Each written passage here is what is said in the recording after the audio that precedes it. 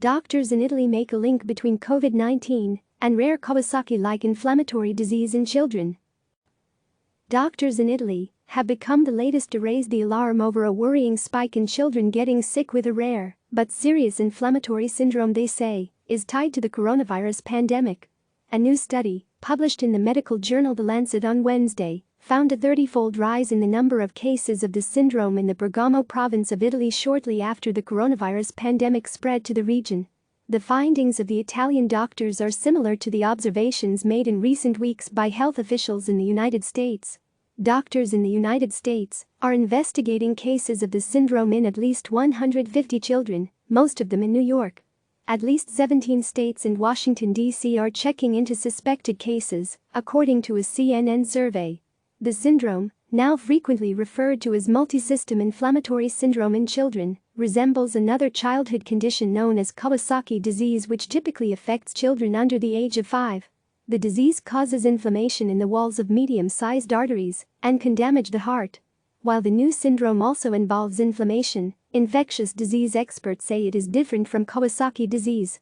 Symptoms include persistent fever, rash, red eyes, inflammation and poor function in one or more organs. The research team at the hospital Papa Giovanni XXIII in Bergamo, Italy, looked at the cases of children diagnosed with Kawasaki disease and the new Kawasaki-like disease at the hospital between January 1, 2015 and April 20, 2020. The researchers found that, while only 19 children had been diagnosed with the condition in the area in the 5 years preceding the middle of February, there were 10 cases diagnosed since then, all between March 17 and April 14, which was after the coronavirus pandemic spread to the region.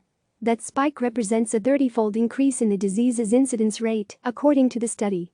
8 of those 10 children tested positive for the novel coronavirus, although the researchers warned that the 2 negative results could have been false negative, and one of the 2 negative patients was tested just after receiving a high dose of immunoglobulin, which could have affected the result.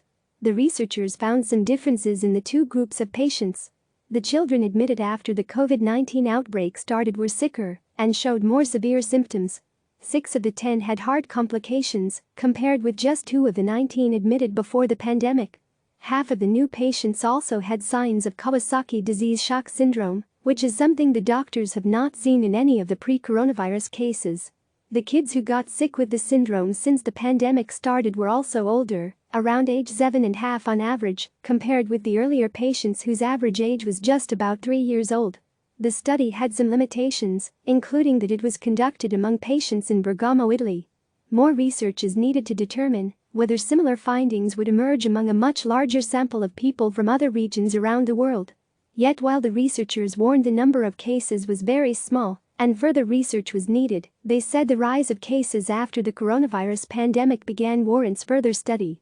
This condition might be serious and requires prompt and more aggressive management, the researchers said. Future research on the cause of Kawasaki disease and similar syndromes should focus on immune responses to viral triggers. The findings in the new study appear to be consistent with reports of other children having multisystem inflammatory syndrome around the world, including in southeast England. Evelina London Children's Hospital has more than 50 children with a similar syndrome, and whilst very few tested positive for the virus on swabs, the majority of the children tested positive for COVID-19 antibodies when subsequently tested, suggesting their disease is associated with exposure to the virus. Dr. Julia Kenny, a consultant in pediatric infectious diseases and immunology at Evelina London Children's Hospital, said in a written statement distributed by the UK-based Science Media Centre on Wednesday. These children have also shown significant cardiac symptoms and have proved difficult to evaluate clinically, often appearing less unwell than their very abnormal blood tests and cardiac investigations would suggest, said Kenny, who was not involved in the new study. As this new syndrome has only been identified in the past 4 weeks, it will be vital to learn more about its presentation and treatment, and to establish how the disease mechanism is linked to COVID-19, which has predominantly affected adult patients to date, she said. The researchers in Italy, as well as health officials elsewhere, have stressed the disease remains extremely rare and that the novel coronavirus overall affects young children less than adults. Typically, children with COVID-19 may only have mild symptoms. In general, Multisystem inflammatory syndrome in children appears to be a post-viral syndrome, said Dr. Jeffrey Burns, a critical care specialist at Boston Children's Hospital who has been coordinating a global group of doctors who compare notes on the condition. This multisystem inflammatory syndrome is not directly caused by the virus, Burns told CNN. The leading hypothesis is that it is due to the immune response of the patient. Most children are not seriously affected by the syndrome, Burns said. Most don't even need treatment in the intensive care unit, he said, although a very few have died. We do have proven treatments that we can use and are using, he said. They include blood thinners and immune modulators. Burns believes more cases will turn up as COVID-19 affects more people. It's a rare condition, but rare consequences of viral infections are seen more often when millions of people are infected. We can expect that each of the epicenters will see clusters of these emerging roughly 4 to 6 weeks later, Burns told CNN. It makes sense that it emerged in New York first because New York had the largest and most severe outbreak of COVID-19, followed by New Jersey and, unfortunately, Boston. CNN's Vasco Cotovio, Maggie Fox and Michael Nettleman contributed to this report. Click subscribe to receive the latest news.